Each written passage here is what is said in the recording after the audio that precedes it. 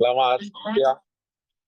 Kita lanjutkan kembali ya pada topik kali ini, yaitu membahas mengenai pertemuan terakhir ya. Pertemuan terakhir berkaitan dengan uh, kalau kemarin itu ada organisasi service organization ya. Nah sekarang adalah multinational organization. Nah jadi di sini pada topik ini kita akan mendapatkan gambaran ya, bagaimana permasalahan pengendalian manajemen pada praktiknya ya, yang terutama pada organisasi multinasional ya, bagaimana mengendalikan dan bagaimana model pengendalian manajemennya. Jadi mengacu pada apa ya, sistem operasi pengendalian di luar negeri gitu ya. Nah, di sini disebut dengan controlling domestic operation ya, nama nama lainnya. Maka dalam hal ini perencanaan dan juga pengendalian meliputi uh, penganggaran juga ya, penganggaran, pengoperasian, analisa varian, pelaporan, evaluasi kinerja, dan juga manajemen kompensasi. Jadi secara umum kita menerapkan untuk organisasi multinasional di sini dalam bentuk apa ya, sebagai contoh itu adalah operasi luar negeri atau juga yang berkaitan dengan beberapa pusat-pusat biaya, pusat pendapatan, pusat laba, dan juga pusat investasi gitu ya. Nah, jadi latar belakangnya adalah dilatar belakangi oleh perbedaan culture ya. Kalau bicara pengendalian perusahaan multinasional gitu ya, antar negara tersebut berbeda-beda ya culture-nya. Nah, sehingga faktor culture ini merupakan faktor yang penting ya.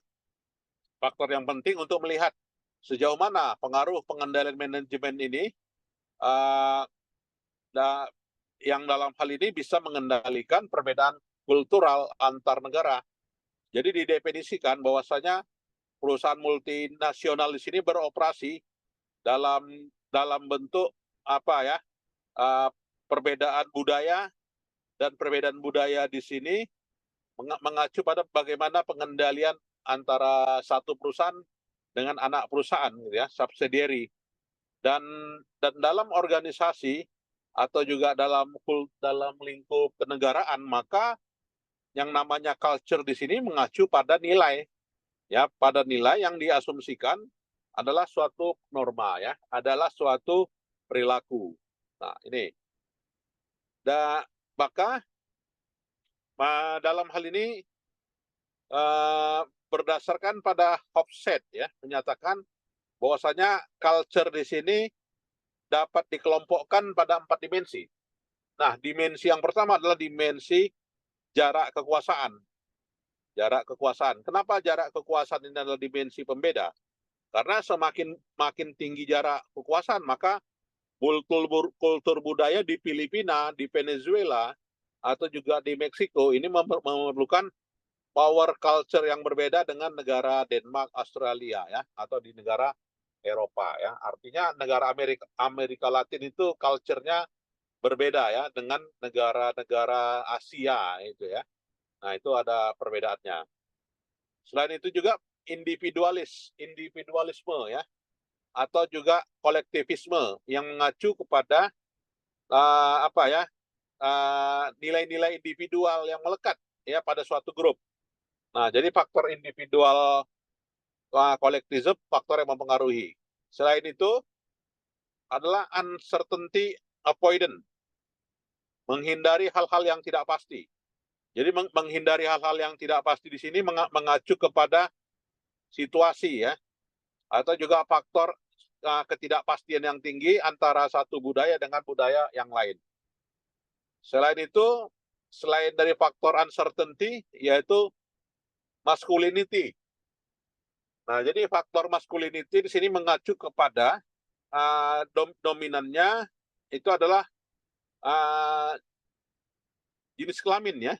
Orang itu kualitasnya sangat ditentukan dari gaya hidup, gitu ya, atau juga dipengaruhi oleh antara gaya hidup di negara Australia, di Swiss, di Italia, ya kan, ini berbeda satu sama yang lain. Nah, ini.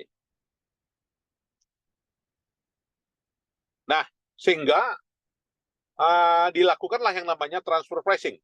Nah, jadi yang namanya transfer pricing bisa transfer pricing di sini adalah barang atau juga jasa atau juga teknologi yang menunjukkan perbedaan utama ya antara pengendalian manajemen secara domestik dan juga di luar negeri. Jadi organisasi yang beroperasi di domestik kriterianya itu adalah sistem transfer ya yang mengacu kepada sistem gambarannya.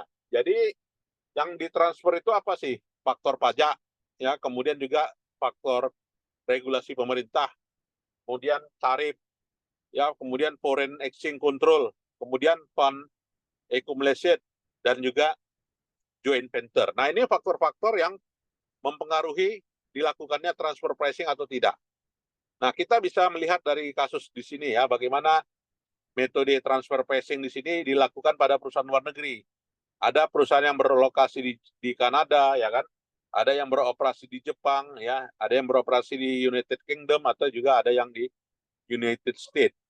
Nah, jadi dalam perbedaannya, bahwasanya total cost-nya ini berbeda-beda, gitu ya. Begitu juga market base-nya, ya, market price-nya, ya. Kemudian juga total market base-nya itu menghasilkan suatu hal yang berbeda. Ini menunjukkan adanya transfer pricing.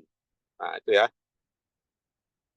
Jadi transfer pricing itu praktik yang lazim, gitu ya, yang dilakukan terkait dengan model pengendalian perusahaan multinasional, ya. Nah, selain itu juga kita melihat apa ya metode pricing yang tepat. Ya, metode pricing yang tepat meliputi pertama perbandingan ya antara harga yang dapat dikendalikan antara yang satu dengan yang lainnya. Yang kedua, metode harga jual kembali.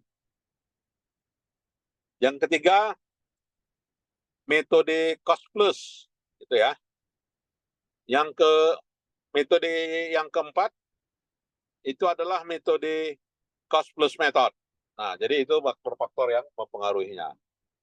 Nah, kemudian kita melihat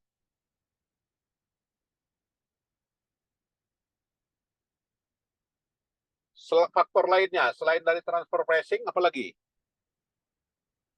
nilai tukar, ya kan? Karena adanya perbedaan antar negara, maka nilai tukar juga berbeda. Maka nilai tukar merupakan variabel yang menentukan ya pengendalian manajemen perusahaan multinasional ya. Oke. Nah, kita melihat di sini Britain, Germany, Japan, Switzerland ya. Ini menghasilkan nilai dolar yang berbeda ya. Nilai dolar yang berbeda menunjukkan nilai kurs itu merupakan variabel penentunya ya. Kemudian perbedaan yang lainnya adalah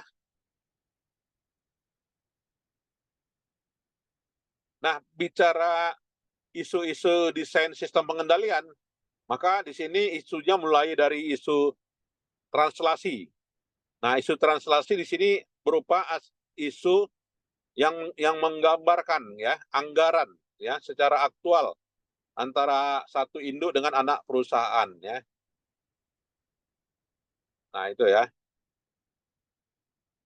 Kemudian apalagi selain dari tarif? Ya, selain dari tarif itu adalah economic exposure. Ya, economic exposure di sini yang mengacu kepada anggaran ya. Mengacu pada anggaran antara A, B, dan C gitu ya. Nah, di mana perbedaan dari anggaran tersebut itu bisa dianalisa memiliki kinerja yang berbeda ya, satu sama yang lain. Oke. Kemudian juga dampak transaksi. Nah, selain dari apa tadi ya, selain dari transfer pricing juga transaction effect. Jadi transaction effect di sini efek dari transaksi itu maka menyebabkan fluktuasi harga gitu kan atau fluktuasi kurs. Maka yang dilakukan adalah hedging. Jadi hedging itu biasanya suatu praktik di mana berdampak ya terhadap transaksi. Oke. Nah, jadi kesimpulannya di sini adalah standpoint-nya adalah untuk pengendalian manajemen dalam topik perusahaan multinasional, maka harga, kemudian budaya, transfer pricing gitu ya, dan juga nilai tukar merupakan variabel ya yang sangat menentukan ya keberhasilan pengendalian manajemen perusahaan dalam skala multinasional. Nah, inilah yang bisa kita simpulkan ya dari chapter ini. Baik, mungkin ada yang mau kita diskusikan, silakan.